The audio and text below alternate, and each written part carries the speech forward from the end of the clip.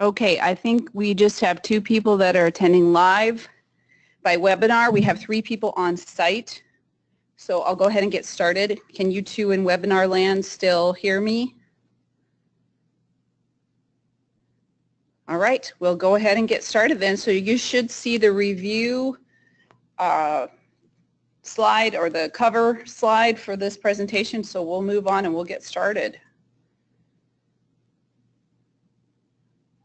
Maybe. Go, baby, go. Okay, so the exam will go live on Wednesday at 8 a.m. and you have until Saturday at 11:59 to complete the exam. So this, and the exam is comprehensive. It's over the entire course. So this review is also comprehensive. So this will help you get ready for the exam, and then I also have some other tips and tricks along the way that will help you as well. So we started everything off with immunology. So if you are able to define all of these terms, you should be able to answer any immunology-based questions on these terms. Does anybody have any questions about any of these terms? By now these should be second nature to you. At the beginning it was probably kind of confusing. But now it shouldn't be so hard. And the 2 main antibodies that we work with in the blood bank are IgM and IgG.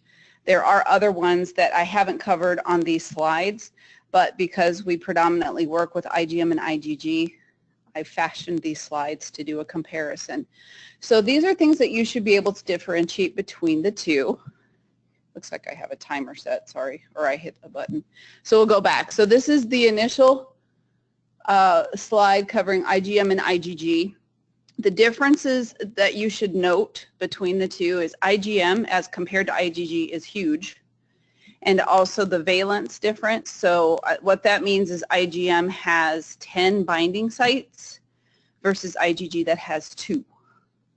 So if we move on to the next slide, additional things to remember, there is more IgG in your body as compared to IgM, and the half-life of IgG is much longer. So why is that important? And if the audience says anything, I'll pass it on. They have mics, but we don't have them turned on. Why is it important to note that IgG lasts so much longer? What's one direct thing? And Whitney says IVIG. Yes, this is going to annoy me if this keeps popping forward. Whitney says IVIG. There's another thing that we give to people that's blood bank related. Which one? RhoGAM. Yep, you don't have to turn it on for all. So one of the audience participants said RhoGAM or RIG.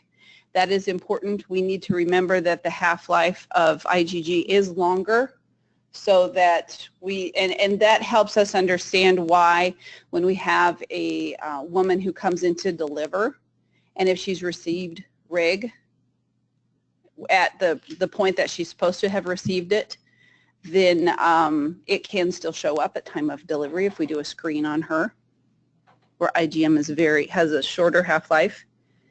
The other thing that is important too is IgG can cross the placenta, but it's not a very efficient complement activator, where IgM is. More comparisons. Remember, IgM prefers to react at room temperature or below. Kind of the breaking point or the temperature point for IgM to react is around 22 degrees centigrade. But it prefers to react at much cooler temperatures. It really likes like 4 degrees centigrade. Where IgG wants to react at body temperature, and it also often needs a helper. And what's our helper? Antiglobulin. Anti-IgG is our helper that makes IgG pop. And that's noted in the next section. So this is where we can say that IgM is a saline reactant, where IgG is not. IgM will react at immediate spin, where IgG will not. So any questions about that comparison? That's just an overview for you to use to study.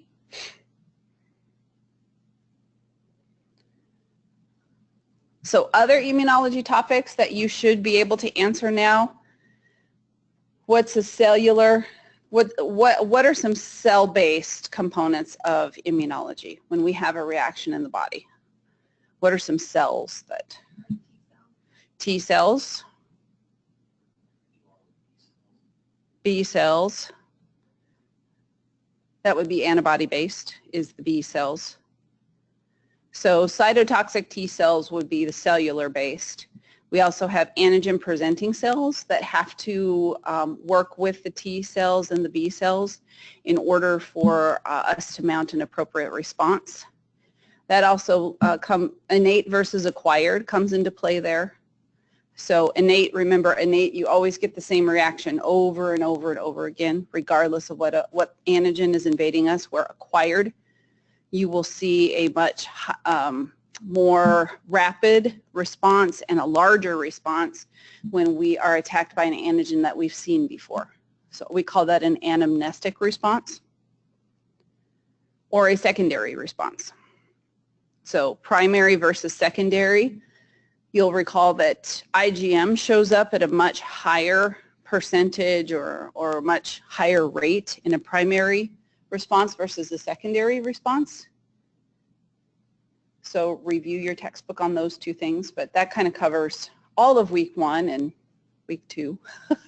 So, but now it should be much more second nature to you to understand what we mean when we talk about those terms. Complement. So complement, you saw in your immunology course, and now here's where we apply complement. So this illustration is taken from your immunology textbook. It would be a good idea to memorize this just so that you're aware. And we can do all kinds of things with complement now. So later on now, as we've talked about transfusion reactions, and we can see here, look at these things that shoot off of the complement cascade. Now, all of these things cause problems in transfusion reactions, correct? Our anaphytoxins especially. So if we're talking, for example, about an acute transfusion reaction now, and well, let's say we give somebody an ABO incompatible transfusion. What type of antibody, what class of antibody are we dealing with? IgM. And IgM is really good at doing what? Activating complement. So if we get complement activated, the complement cascade is throwing all of these sidebars off, if you will. And look, most of them are anaphytoxins. And anaphytoxins are very good at getting the innate side of things all ramped up. So then we've got inflammation and cytokines floating around. And what is possibly the worst outcome in an acute transfusion reaction? Well, obviously death, but let's say DIC, we could have organs shutting down. Usually the kidneys don't fare very well in an acute transfusion reaction. What did you say? Sepsis. Sepsis can be an outcome, but you'd have to introduce some bacteria in an acute transfusion reaction. It's much, everything else that's going on in the body is much worse. But certainly if you've got everything ramped up in the body, you are much more susceptible to other things that might be going on. So keep in mind too that the complement cascade and the coagulation cascade, while they're not completely intertwined, you can have the complement cascade kicking over and activating the coagulation cascade, which is why DIC is one of the worst outcomes for an acute transfusion reaction. And it all has to do with complement. So now you can apply what complement does based on what you learned early on and now what you know happens in a transfusion reaction. So certainly an acute transfusion is the worst, but what happens now with, let's say we have a delayed transfusion reaction? What type of hemolysis is generally going on in a delayed transfusion reaction? Extravascular. So what is going on with extravascular hemolysis? Right, because what is attached to those red cells? Which complement? Right, which one is so delicious? C3. So what's happening in extravascular hemolysis, in this case, we're still activating the complement cascade, but we're not activating it all the way down to the membrane attack complex. We're activating it to the point where C3 becomes activated.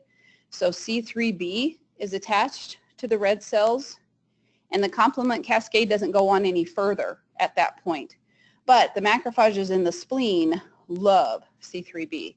So as the blood is filtered through, then the macrophages in the spleen grab onto those red cells and clear them extravascularly.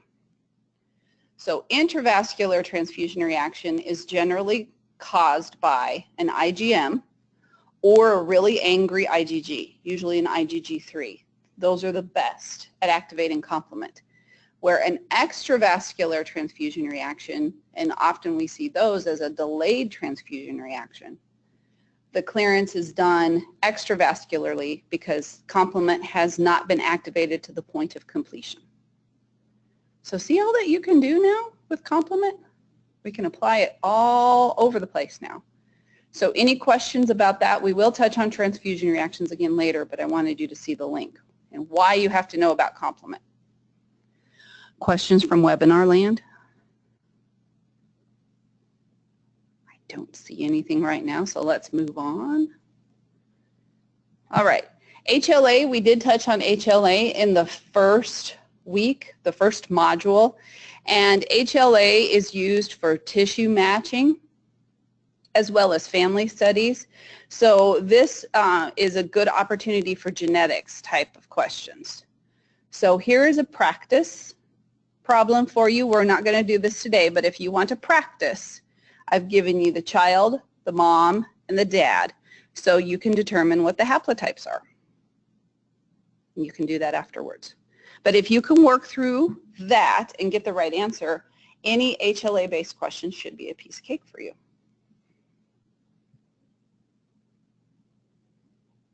All right, we'll move on to antigen-antibody reactions. This is feeding off of reagents. So we talked about antigen-antibody reactions, then we covered reagents later on, and then you applied it when you're doing testing. So what are some things that influence binding? And if you can't answer now, those are things that you should be able to answer later on. Zeta potential.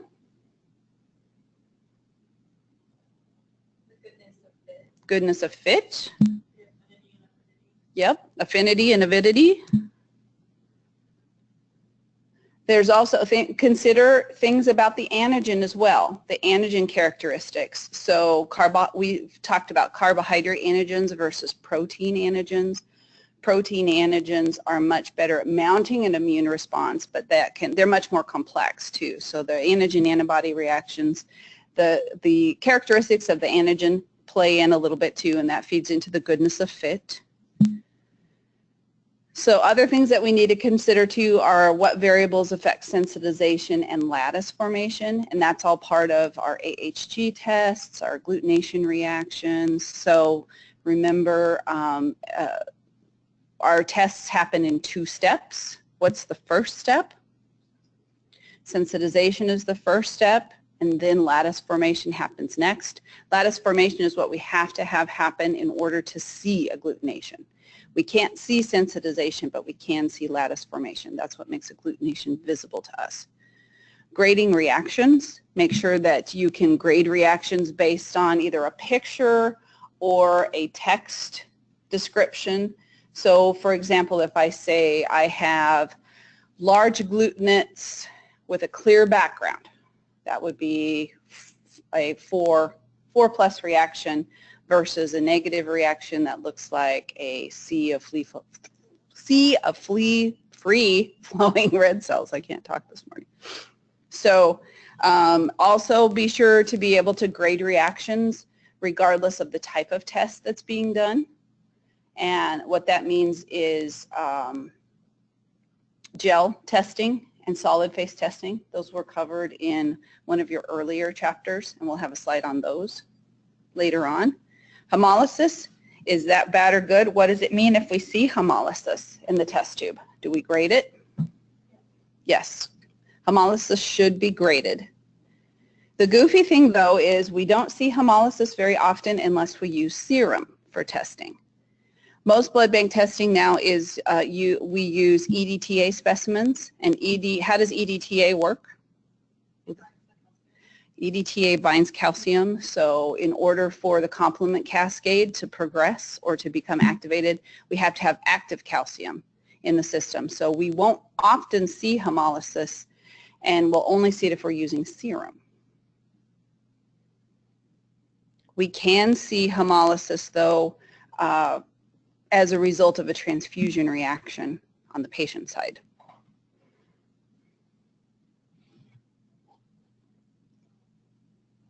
All right, let's move on to genetics. We've done all kinds of stuff with genetics now at this point. So some of the things that you should be able to do, you should be able to define what's a blood group system, and then the difference between phenotype and genotype. And then other terms that you should know. When I say allele, what does that mean? Antithetical and cis versus trans. So those are, again, things that you probably covered in immunology that we're now applying in blood bank. So any questions about those terms or anything on that? Good. All right, so understanding genetics. A Punnett Square versus family study. So what does a Punnett Square versus a family study tell us? A Punnett Square usually has the parents' information, then you look at potential offspring, and a family study looks at, one person and then kind of goes out.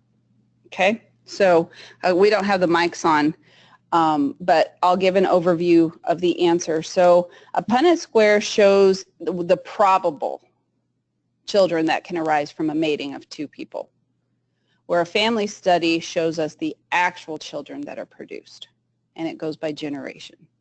So a Punnett Square is what we use when we try to determine the possible outcomes of a mating, where a family study is we often do a family study if we're trying to determine what type of inheritance pattern we're dealing with.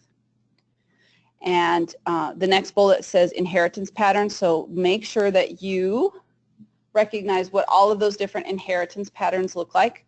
So that's coming from your genetics chapter. And most of our blood group systems have a co-dominant inheritance pattern. And most of them have 2 alleles. The ABO system is a 3 allele system. Also consider some systems have silent genes in them. So for example, the Duffy system has a silent gene. The KID system has a silent gene. The RH has, you can get RH null from 2 different mechanisms. One is inheritance genetically, the other one is because of a suppressor. And then dominant and recessive should be straightforward now at this point. But then in the genetics lecture, we talked about autosomal versus sex-linked. And the reason I bring that up is there is one sex-linked blood group system that we've kind of covered a little bit. Do you guys remember what that one is? XG. XGA is sex-linked. So it would follow, depending on how it is, it's inherited from the father. So the father is the one who drives that. So at your guys' level, just recognize that XGA is a sex-linked, has sex-linked inheritance. Mendel's laws, independent assortment versus independent segregation. So independent assortment, what that means is we use the Punnett Square to show independent assortment. So what that means is the genes operate independent of each other.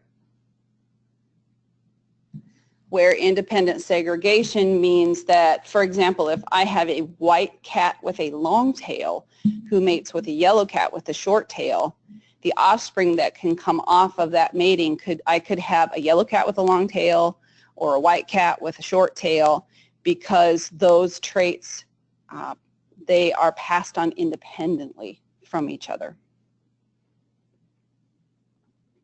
And then paternity, this is a couple of definitions again, direct versus indirect exclusion. And that was covered in the genetics lecture.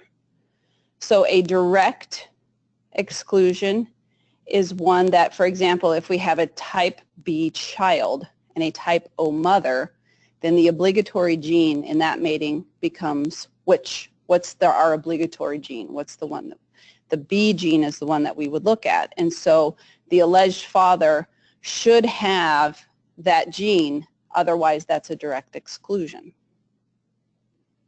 An indirect exclusion, on the other hand, is one where the best example I can give is a child who is JKA positive, JKB positive, and the mother is JKA positive only, and the father is JKA positive only.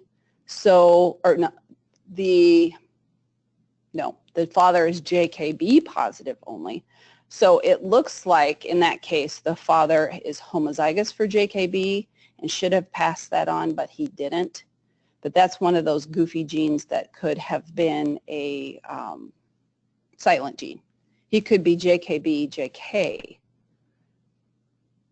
So those are harder level questions than what you guys will see, but that's what we mean by an indirect exclusion.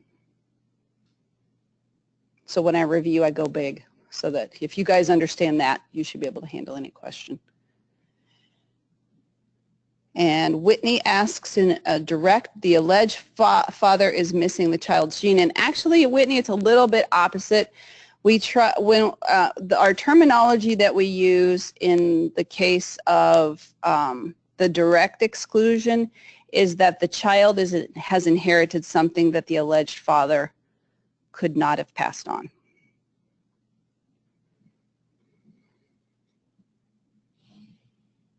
Let me check my chat, make sure there's no more questions. Does that clear that up for you, Whitney?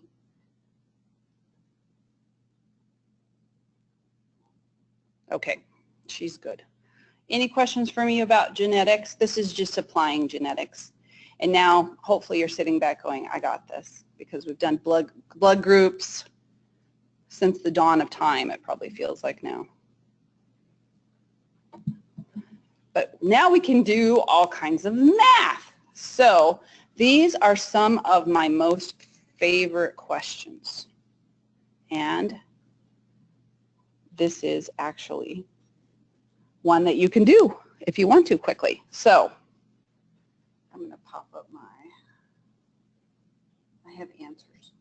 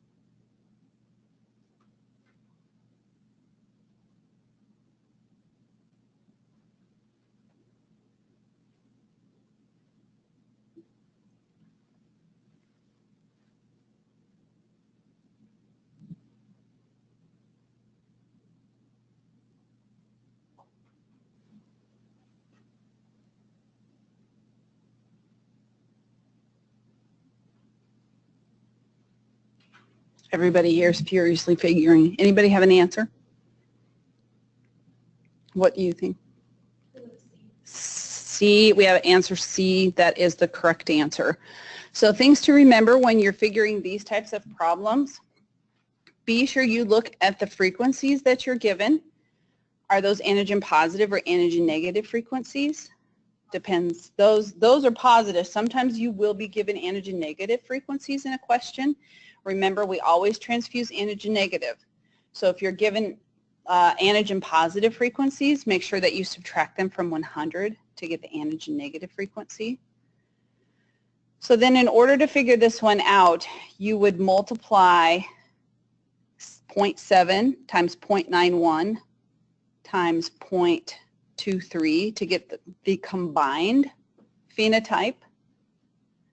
And I don't have a calculator with me, but what was the answer at that step? What was the combined phenotype? It's like 0.22. So 2.2% of the population would be compatible with this combination. So 2 out of 100 equals 4 out of X. What's that? 22 out of 100. Oh, so it's 0.22, so 22%. Sorry, 22%.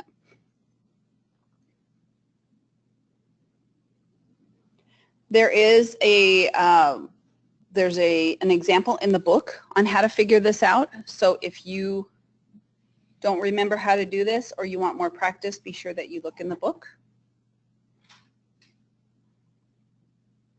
Now time for some review questions. So here's the first one. And those of you in webinar land can, if you want to take a stab, you can type it in. Otherwise, you can wait. I'll pass on the correct answers. You can turn the microphone on if you want to. You can shout it out if you guys want to turn on your mics.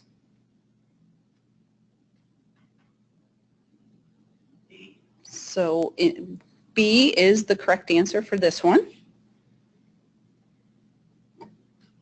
We'll move on to question 2.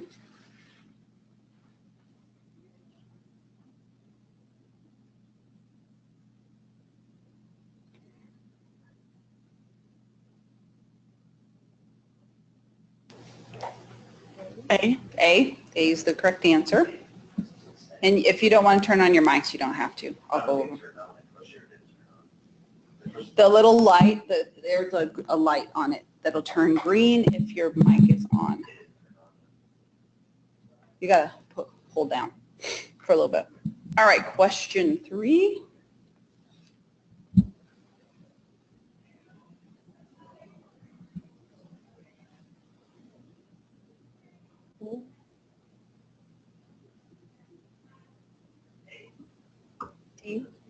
D. Sensitization is the non-visible phase. So lattice formation is when we can see agglutination. Whitney's shouting out from webinar land. All right, question 4.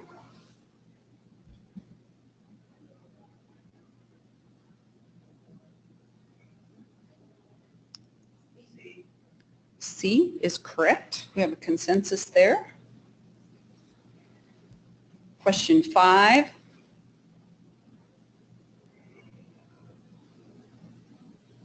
Is this the same one I just asked? Yeah, it was. Okay. Well, what's the answer? Hey. All right. So now let's move on to ABO need to knows, because we've been working with ABO since about week 2, and we've applied it all along the way. So some things that you should know at this point or be able to answer. Where are the ABO antigens located? And we know there is a relationship between a number of genes, and those make for great test questions. So remember, the ABO, the H, and the secretor genes are all kind of intertwined, and they affect not only the ABO system, but also what other system is kind of inherently intertwined with all of this? Lewis. And then also just by nature of development, and because it's a carbohydrate, we haven't paid much attention to the P system, but it is also related to all of this too. We don't deal with P very much because we don't, those antibodies to the P system often don't cause us too much trouble, but from a question base or genetics base, the P system is also kind of intertwined. I see Whitney's shouting out, she had Lewis from webinar land. So remember, there's a relationship between type 1 and type 2 chains, and where we see things in the body. So where are type 1 genes located? Secretions. Secretions. Type 1 is in secretions. Type 2 is on the red cells. Again, that has, those are Lewis. It's cold in here, isn't it? Next time I make you guys think, I'll go turn it up a little bit. Also, be sure that you know the immunodominant sugars for each of the blood types. By now, hopefully that's second nature, but remember just that those are good test questions. So make sure that you remember which sugars denote which ABO type. And then subgroups. There's differences between A1 and A2, and hopefully that's a little bit more straightforward now. What, if you had to answer off the top of your head, what's the difference between A1 and A2? Quantity is one thing.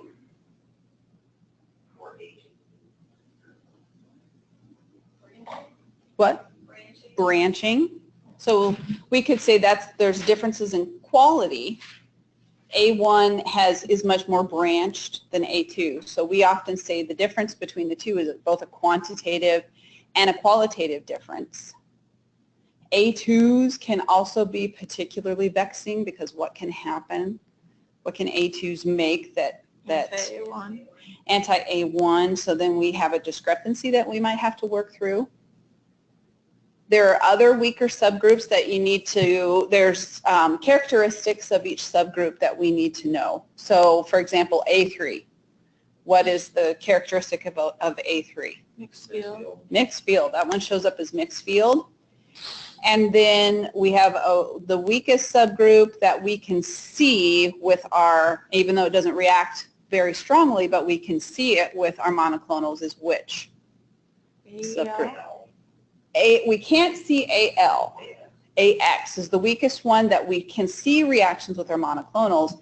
AL is another subgroup, but we have to do elution and adsorption studies in order to see that one. And Whitney's still shouting out from webinar land. She got the A3 right. So other things at this point, ABO makes for really good applications questions. So one thing that you need to be able to answer is which group is compatible with which group. So for example, a group A person can receive what transfusions of what groups? A and O, whereas an O person can only get O. And that is different when we're dealing with plasma. So make sure that you're able to also convey compatibility, plasma compatibility between the different blood groups. Bombay, what is a Bombay? Only get Bombay. Bombay is only Bombay, so make sure that you understand the genetic mechanisms for a Bombay being created and then how you would handle it and how it would look testing-wise. Secretor versus non-secretor, so beyond just being able to say that you're a secretor or a non-secretor, that has ramifications with which blood group? Lewis. Because what can we say? If somebody tests only Lewis A positive, what can we say about that person regarding secretions? They're non-secretors. Somebody who's positive only for Lewis A is a non-secretor. Somebody who has Lewis B, we know they are a secretor. So those are some connections that we can make. And then also, what are some different characteristics of ABO antibodies with that criteria that I've listed? Now I'm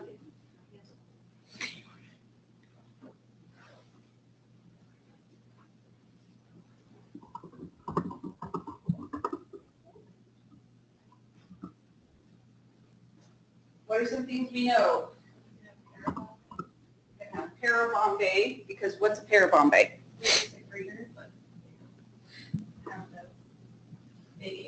Right. So a para-Bombay is a secretor who has the little h, who has inherited little h. Whitney has said O is IgG. Yes, and type O people do have an IgG component. They also have an IgM component, but those O's that have a big IgG component of anti-A, B, where do we see problems later on? Hemolytic disease, fetus, newborn. Hemolytic disease of the fetus newborn. So those moms who have a big IgG component that have a baby, either an A or B baby, that's where we see ABO, HTFN. Did you have a question, Britt? Do Bombay type moms have like more problems because they're Bombay, or is it just kind of the same as both? And Britt is asking if Bombay moms, I don't know, have the same problems as O moms. I don't think that there's enough information out there because there's not very many Bombay people. It's one of those things that it's really cool to talk about, people with a Bombay type, but I don't think that there's enough out there that they could definitively say.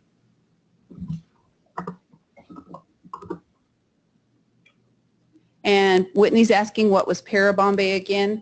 A para-Bombay is somebody who has inherited at the H locus, they've inherited little h, but at the secretor locus, they have inherited a big SE gene. So they are a secretor that does not have H on type 2 chains. They only have H on type 1 chains.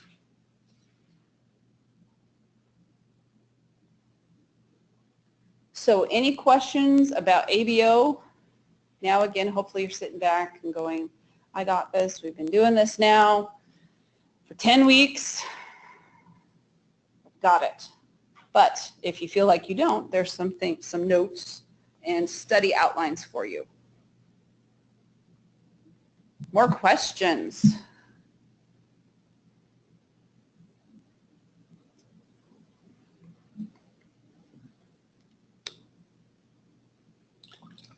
D.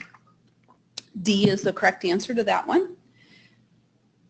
Type 1 chains are found in the secretions. Type 2 chains are found on the red cells. Ooh, sorry. Question 7.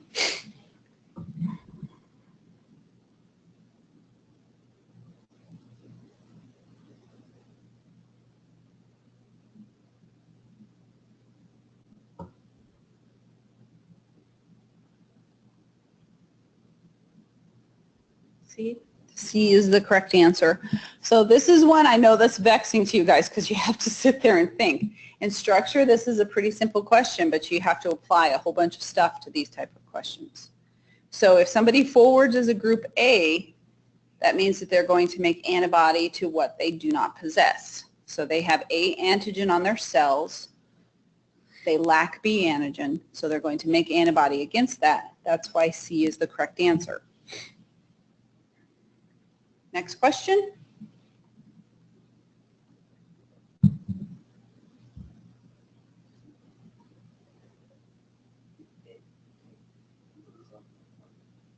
It's not A.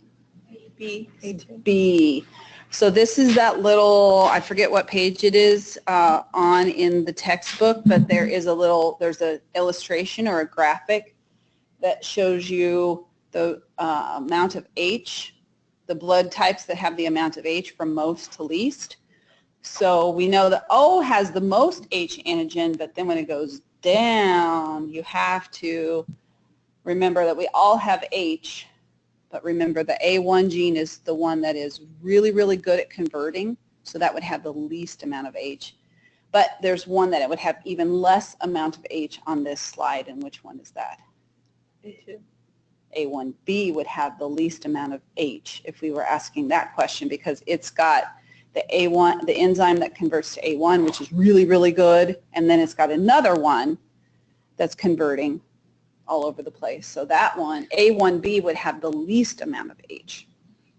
I was looking at the arrow. I was looking at the other diagram. Yep, so just make, what page is that on, Richard? 84. 84. So page 84 has the little graphic that you should memorize that will help you answer any questions of this nature.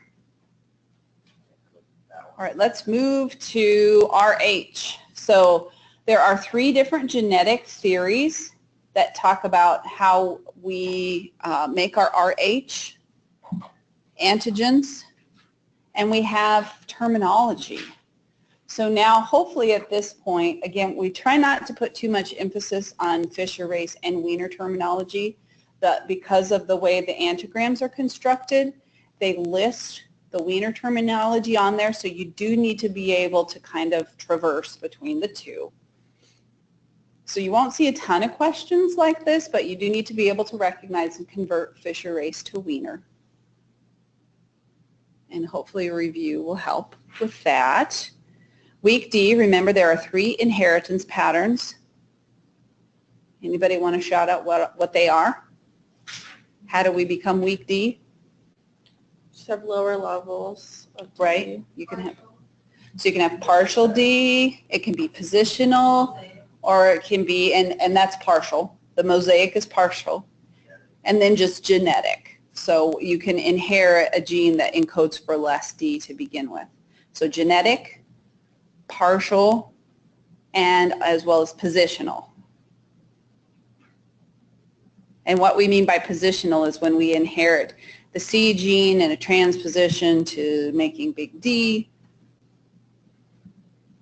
And who do we have to test for weak D?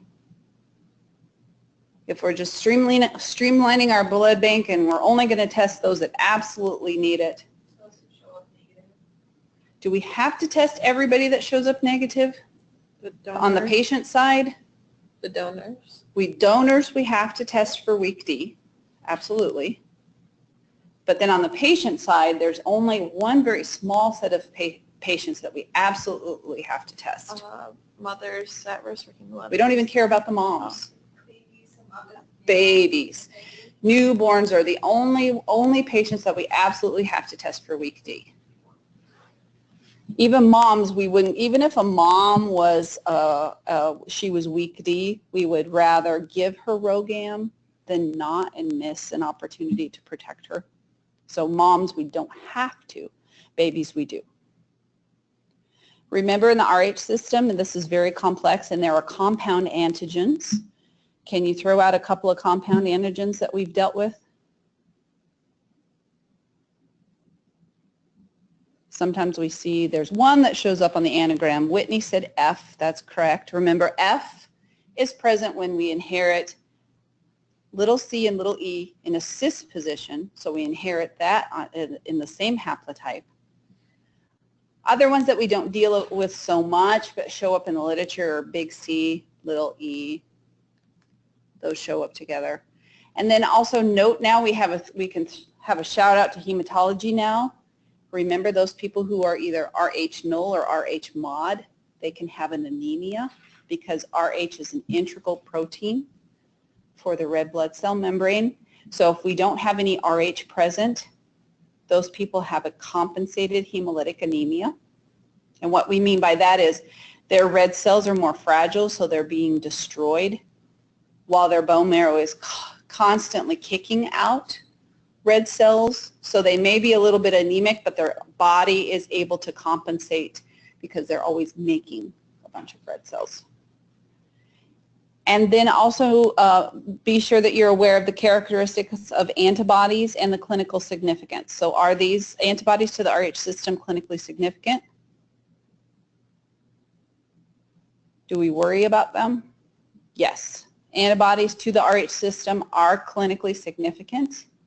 And in fact, we just got done talking about hemolytic disease of the fetus newborn, where we have a specific category for RH, HDFN. And these can also cause hemolytic transfusion reactions. And remember, those are our two criteria for determining whether or not something is clinically significant. Does it cause hemolytic disease of the fetus newborn? Do they cause hemolytic transfusion reactions? If we answer yes to either, that is a clinically significant antibody. More questions?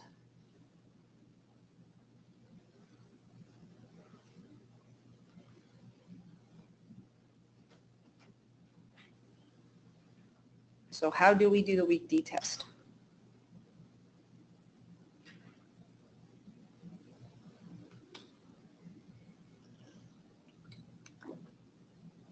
D. D is the correct answer. We take weak D to AHG phase. So this is the other thing that you have to consider when you're doing weak D testing. When you perform weak D testing, you have to perform a parallel control. If the control is positive, you cannot interpret that test. The control has to be negative in order to control the test. And the number one thing that will cause a positive control is red cells that are already coated with an antiglobulin. So any red cell that's already DAT positive, you are not going to be able to interpret the weak D test because the control will also be positive. I know that's something that has thrown everybody off. Those are questions that have been missed in homework and on exams. Next question.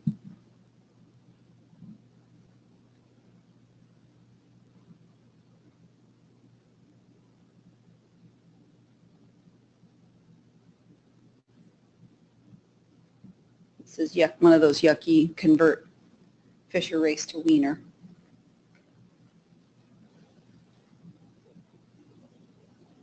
So the fastest way to work through these in the interest of time is we have big D, so that's a capital R. We have a big C and a little e. So since we have a big C, that's a 1. So already we can exclude 2 of our choices. We can exclude C and D. Now it's either A or B. And we can exclude B because little c was negative in the original phenotype. So that's a quick way to be able to work through questions of this nature. So the correct answer is A.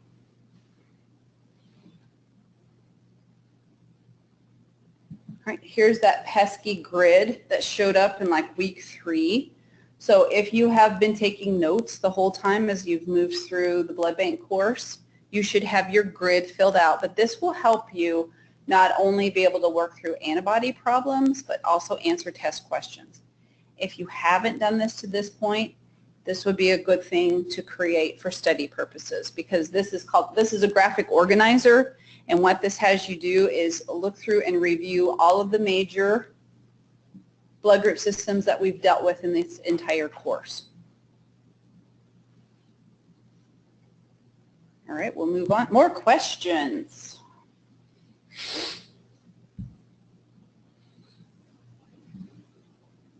All right, so this one is probably best handled if we look at each answer individually. So little r is absence of D. Little r is all littles. So that can't be right because we're dealing with a big E. RO is the presence of big D with all littles. So that can't be right. So we've already excluded 2 answers. R1, we just got done talking about that one. That one's big C, so that can't be right. So the only answer that we're left with is D, and we know the 2 corresponds with the big E. So those are some ways for you to be able to work through questions of that nature, and it's best to try to exclude all of the answers possible. Whitney got that one right. D is the correct answer. Question 12. Oh, gross. One of those math ones again. What's the probability of finding blood that is negative for JKA and Duffy A?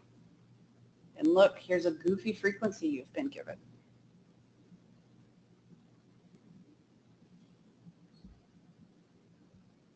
So how would we figure this one out? What would you guys do? So make sure the number is negative for what you want it to be negative for, and if it's not, subtract it from 1 if it's percentage. Right, so we're always looking at the antigen negative population, and in this case you were given antigen negative frequencies. So how would you figure out the combined frequency? You multiply these 2 together. 0.23 times 0.34 will give you the combined phenotype. And I don't think everybody has calculators. They're using your phones. C is the right answer in this case.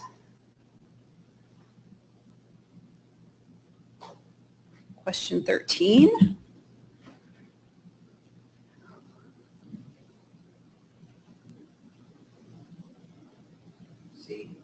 C is the correct answer.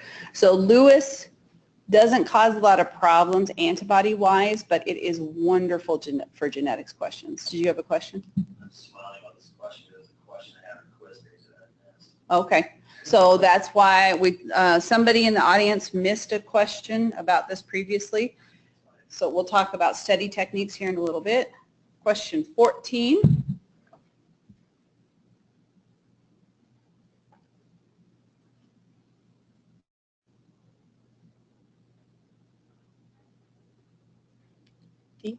D is the answer to this one. Anti-I has a big tail.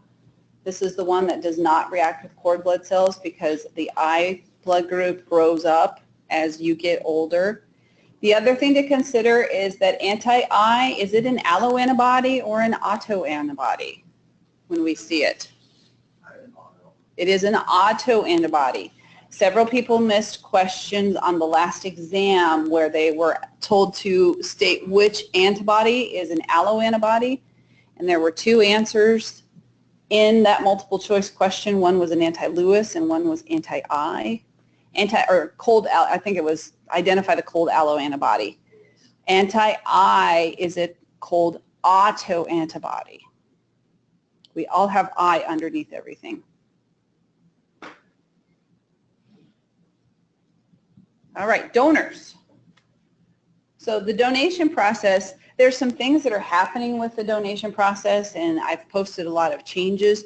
You are only required to be able to answer questions based on what's in the textbook right now, but just make sure that you have general knowledge of the donation process, what's involved with the history, the physical exam, why would somebody be deferred, so review all of those things. And there are different types of donations that we've talked about, allogeneic versus autologous. So allogeneic would be just donating for it to go into the bank, or autologous is a person donating for themselves. Autologous units cannot be crossed over. Directed units are directed. So for example, I could donate and say I want it to go to Kayla. If Kayla does not use it, then it can go into the general inventory because directed donors have to meet all of the same criteria as an allogeneic donor. So make sure that you just go over all of the eligibility criteria. So what would cause somebody to be deferred? And then what would you do in the event of an adverse reaction that a donor would have? So if a donor would faint, how would you handle that? And the main thing is just to make sure to protect that person so that they don't hit their head. And there was, if you just look over that chapter again, there's a table towards the back of the chapter on donors that covers how you would handle different different adverse reactions. Fainting is the big one. Hematomas is the other big one. So how would you handle both of those situations? Donor testing. This is all stuff that comes straight from a homework assignment in which we talked about, bless you, donors and donor testing. So make sure that you know what is required testing. What's the difference between Eliza and Mat testing? So remember, Eliza is an immunoassay where Mat is a PCR-based technology. And look over what confirmatory testing has to be done. So in the case of if we had somebody who had an anti-hepatitis test that was positive, there might be confirmatory testing that has to be done. So for example, HIV is one. If they test as anti-HIV positive, then a confirmatory test would be either a Western blot or a, since we do NAT-based testing, a Western blot would be the confirmatory test. And then CMV, just look over how we test for CMV. That is not a required test, but it is done on some donors. What is a look back and why would we do a look back? And why do we do bacterial detection testing on platelets? Anyone want to shout out? They're stored. Right, platelets are stored at room temperature, and we know that bacteria love to replicate at room temperature. More questions?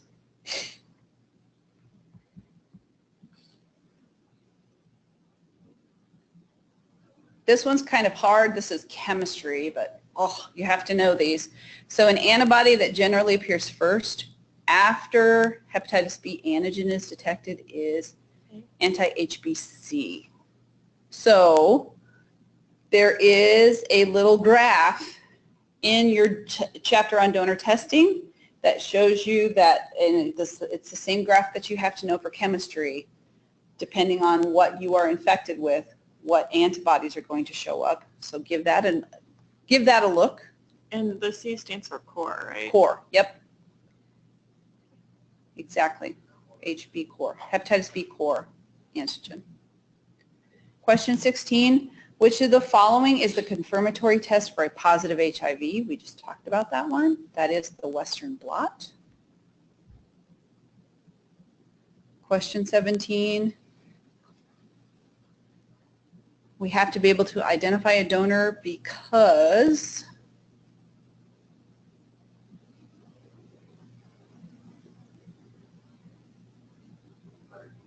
D, while all of them are good, A and B. We want donors to return to donate again, but the correct answer in this case is A and B. We have to be able to identify the source of the blood component, and if there's ever a look back that kicks over to a recall, we have to be able to find all components from a particular source. Which is the cause for temporary deferral of a whole blood donor? So this is deferral information again.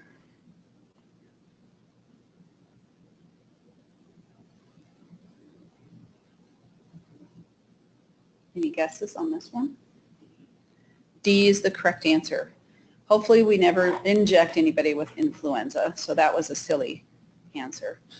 Antibiotics, I believe it's 2 weeks, within the last 2 weeks. Oral vaccine would have a longer, or no. Look that one up. The correct answer is D. In the interest of time, I don't want to keep you guys too long. We're going to move ahead. Question 19, a donor with a physician's request to donate for planned surgery in 3 weeks has a hemoglobin of 10. So this is an autologous donor. Remember, there are differences in the physical examination portion for autologous versus allogeneic. So how would we handle this one? B, this one is deferred. 11 is the criteria for an autologous donor. HIV transmission through a blood transfusion is unusual because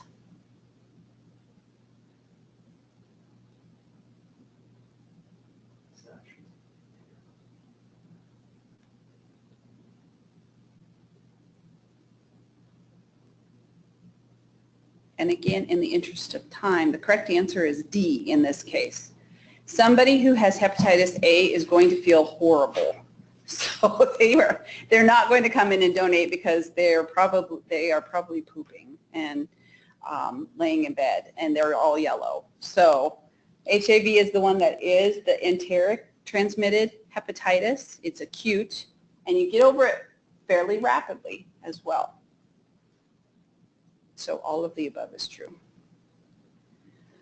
Other things that you should know, back in the reagent chapter, we talked about different kinds of methodologies. So not only tube, although you've only seen tube in student lab, you also need to be aware of the principle, procedure, and endpoint for all of the phases, because those can show up as questions both on our exam as well as the board exam. So make sure that you understand the principle, procedure, and endpoint of all of those methodologies. Reagents, just an overview again, things that you should study as well as questions and other outline points to look over reagent-wise. Panel interpretation, while panel interpretation questions take a long time, remember now if I give you this, I can ask you a ton of questions. So I could say, what is the most likely class of antibody that is reacting here? IgG. Which of the donors is likely a black donor? And it's hard to see, but it would be the one who would be Lewis A, Lewis B negative, as well as probably not, because this is, in this case, this person is Duffy B positive. We could also ask, we don't have S or little s on here, but anybody who's big S negative and little s negative is probably black. So we can ask a ton of questions on a panel that doesn't necessarily require you to be able to do all the crossouts. So this is just smart stuff we can do now based on that previous panel. You can determine the class of antibody. What if the DAT is positive? How does that affect testing? We've already talked about how it affects weak D testing, but will that mess up other things too? Oh yeah, that'll mess up other things too. It can mess up antigen typing.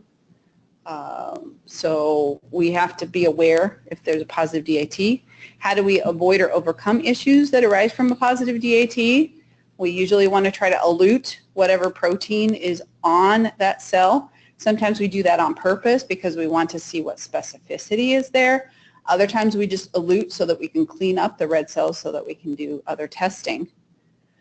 So review all of the special techniques. Again, at this level, you guys need to be able to define these, not necessarily do them. So what's an adsorption versus an elution?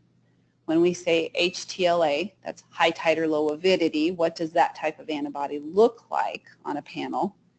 High or low incidence antibodies, we've talked about that many times.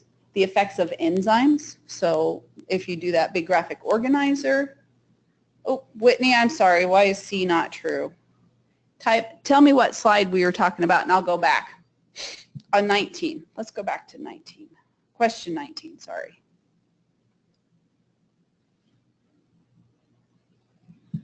A donor with a physician request to donate for planned surgery in 3 weeks has a hemoglobin of 10. C could be an answer, but it's not the best one in this case. You can always, a waiver is always a possibility, but the best answer initially, if we just had people working in just the phlebotomist, based on the criteria for this donor, the best course of action would be to defer them. And the reason for this is somebody who's donating autologously is likely having surgery, so we would not want to deplete them more.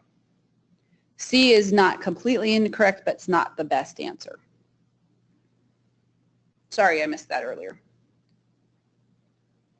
So let's move ahead back to our smart stuff.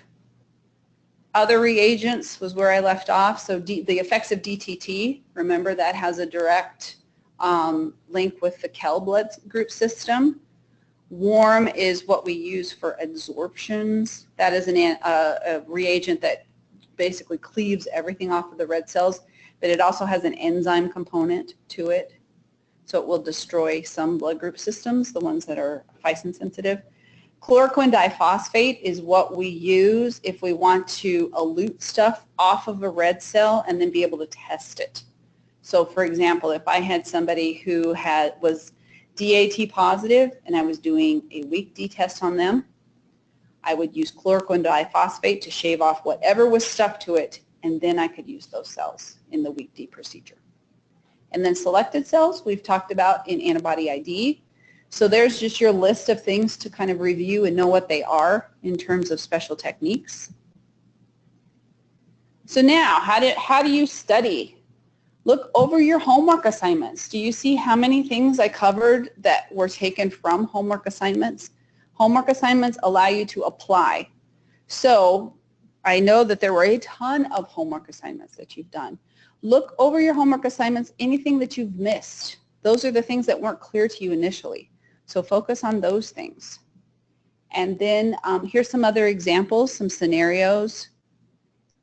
See if you can answer all of those different scenarios. If you can't, email me. How would you handle all of those different scenarios? Cross-match categories, again, this is just a study list. At this point, we've talked about a lot of cross-matches, so there's your outline to study. Components. We've looked at components a ton now. And we've seen, you had I think it was an exam question, where you had a transport versus a storage question. So any whole blood unit that I'm going to make a platelet from, and I am transporting it from the donor site to the prep site, what is the temperature? Do I refrigerate it? No, because then I've just rendered all of the platelets useless. What's our transport temperature in that case? It's room temperature. Yes. So remember, anything, if we have a whole blood donation that we want to make platelets from, we cannot store them at the refrigerated temperature because they just all become activated and they're now useless. That's the big one to remember. Expiration dates, so there's another big chart you can make. Modifications, why do we do each of those modifications? The one that trips people up all the time is irradiation. Why do we irradiate components? That is the only way that we can help to avoid graft versus host disease. Leukoreduction does nothing for that. We have to irradiate. Make sure that you know the expected increments for cellular components. If I give somebody a unit of red cells, what must happen to their hemoglobin, platelets, you should have an awareness. We had a homework question that went along with that. And then indications for transfusion. Why would I give somebody red cells? Why would I give somebody FFP? Why would I give somebody platelets? Make sure that you can answer all of those questions. Transfusion reactions. This is just an overview because we touched on transfusion reactions early on, showing you how complement comes into play now. So this is just, again, another study outline for each of the reactions that we talked about. Make sure that you can explain the signs and symptoms, what causes it, and how often does it happen. The most common transfusion reactions are allergic reactions. Those are the only reactions that they can stop transfusion, treat the patient, then start the component again. Everything else you have to stop the component. You cannot continue to transfuse. What does the workup on the lab side look like? There's 3 things that have to be done. The clerical check, looking at the check for hemolysis, where you compare the pre and the post samples, and then we need to do a DAT. And then what do those DAT results tell us? If it's positive after the transfusion, it was negative before. We've got some kind of extravascular process going on. If the DAT is negative, but the hemolysis check is positive, that's indicative of intravascular hemolysis. And also consider, too, that after a transfusion, we've created a chimera, so you might see mixed field results if the DAT is positive.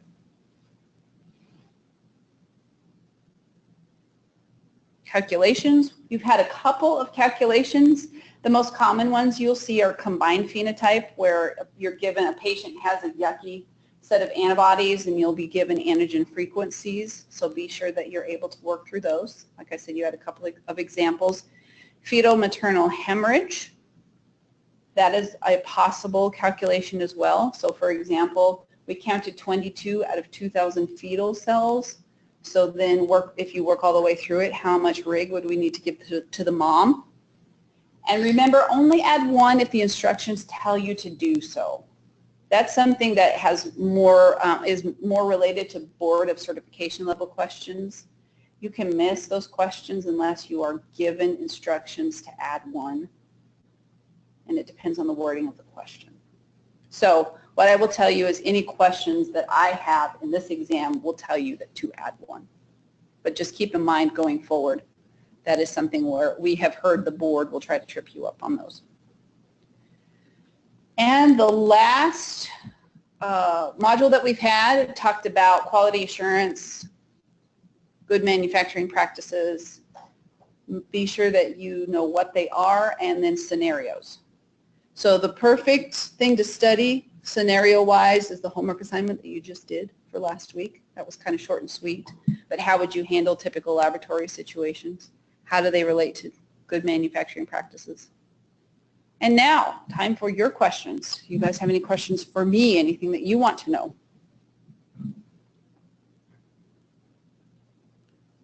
A couple of things to point out. The exam is 60 questions.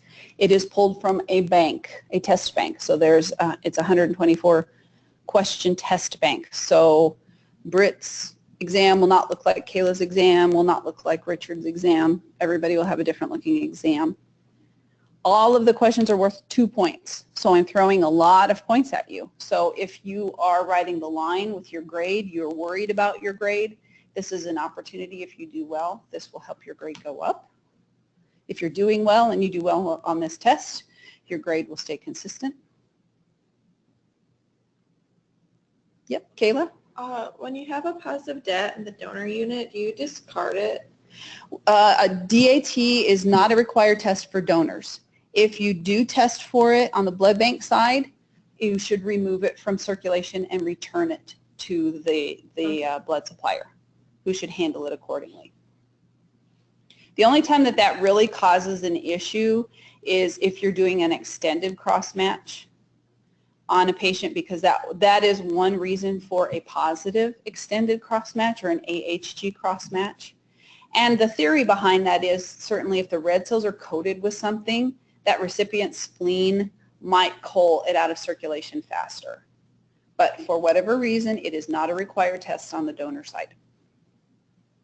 And I have seen studies and statistics where depending on the population that they perform the testing on, you can see I've seen up to 15% of normal patients who have a positive DAT that there's no medical explanation for. So that would reduce a huge number of donors out of the donor pool, that's my theory as to why they don't do it.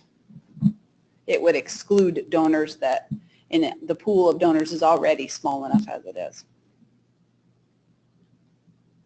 Then my other question would be, I was looking over ABO discrepancies and really complicated transfusion or antibody ID. Mm-hmm. But you didn't touch on that as much in here, so just understanding the basics of it, I guess. Yes. Complicated, those questions are too complicated. You have 60 questions, 2 hours, so we're shooting at about 1.5 minutes per question. So for me to ask something super complicated is not really fair to you given the time limits. So will there be panel questions? Yes. Will there be ABO discrepancies? Yes, but nothing that you haven't seen on any quizzes or homework assignments.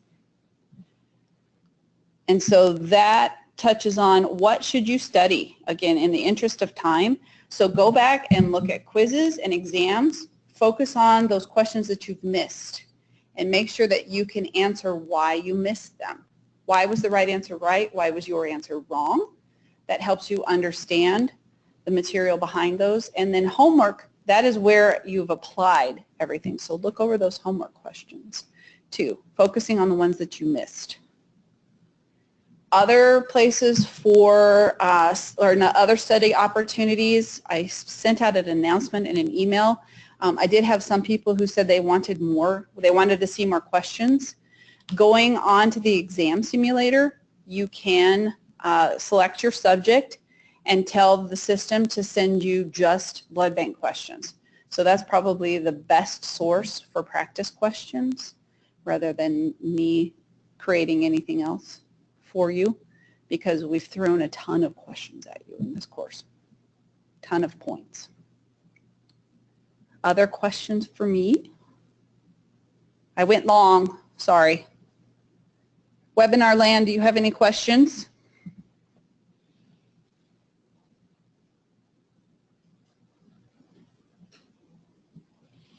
Wait a couple minutes for them to type anything. Whitney's good. Liz is good. Are you guys good? Any other questions? All right, then we'll sign off. I have recorded this, so I will, after the system processes the file, I will post a link to it. The presentation that I used today is now live in the course, so if you want to print it off or go back and look. The answers to all of the quiz questions are in the notes section, so if you look at the live presentation in the notes section, the answer is there. If anything that I posed and told you to look at, make sure you can answer, and you want to know if you got it right or not, you can email me. And the other thing that I posted today, and I sent an announcement, the procedure that we use for the competency exams, there's 2 procedures. One is a type and cross-match procedure, as well as your checklist for antibody identification. That was posted today, so you can look over that before competency exams on Friday. And if you have no other questions, I will end this and stop the recording. Thank you to the 2 of you who attended. and everything is available for you online. Have a good day.